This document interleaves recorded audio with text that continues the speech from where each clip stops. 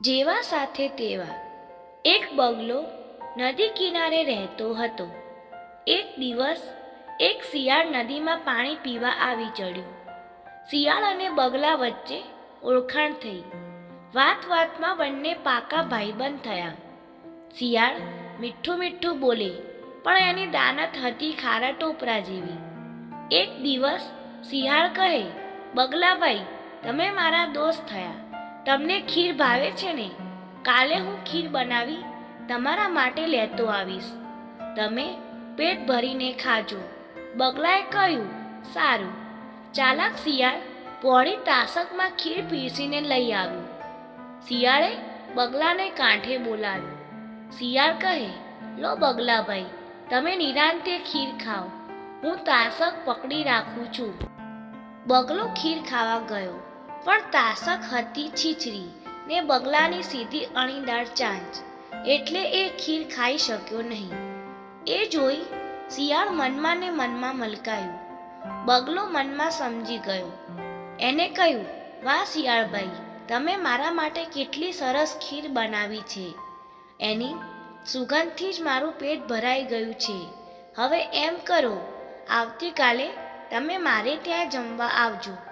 હું તમારા માટે તમને ભાવતી બાસુંદી બનાવીને તૈયાર રાખીશ. જમવાનું આમંત્રણ મળતા શિયાળ રાજી રાજી થઈ ગયું અને પોતાના ભાગની તેમજ બગલાના ભાગની ખીર સપાચટ કરી ગયું.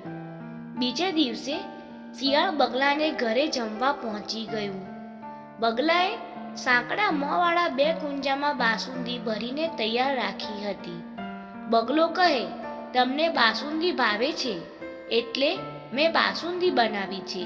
લો શિયાળભાઈ, ખાઓ. આમ કહી બગલાએ શિયાળ પાસે કુંજો મૂક્યો. બીજા કુંજામાંથી બગલો બાસુંદી ખાવા માંડ્યો. શિયાળ બાસુંદી ખાવા ગયું, પરંતુ એનું મોં કુંજામાં પેસી જ ન શક્યું. તે કુંજો હાથમાં પકડી બગલાને બાસુંદી ખાતો જોઈ જ રહ્યું. બગલાની યુક્તિ શિયાળ સમજી ગયું. એ નરમ અવાજે બોલ્યું, બગલાભાઈ, તમારી બાસુંદીની સુવાસથી જ મારું પેટ ભરાઈ ગયું હો.